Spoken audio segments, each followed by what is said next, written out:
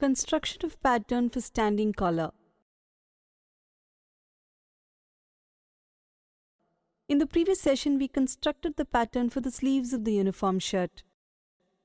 In this session, we will see how to construct the pattern for the standing collar of the uniform shirt.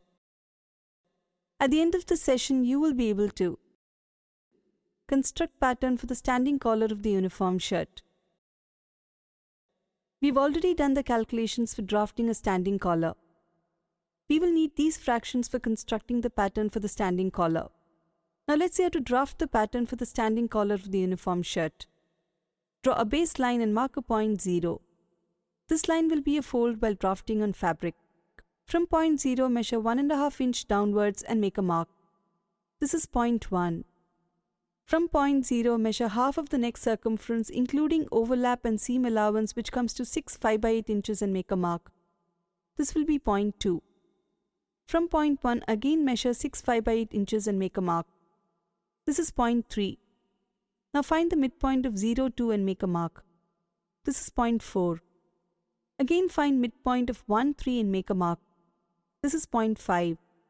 From point 3, measure ½ inch upwards and make a mark. This is point 6. Again from point 2, measure ½ inch upwards and make a mark. This is point 7.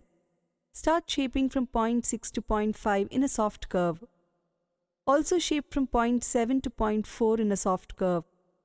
Start shaping in a right angle from point 6 and join the line 7, 4 in a curve using a French curve. Thus we have completed constructing the pattern for the standing collar of the uniform shirt. In this session, we have learned how to construct pattern for the standing collar of a uniform shirt. Before we conclude, let's take a look at the key steps involved in constructing the pattern for the standing collar. Step 1. Draw the baseline fold and mark the standing collar width. Step 2. Construct half of the standing collar width. Step 3.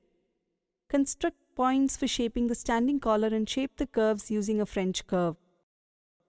With that, we've come to the end of this session.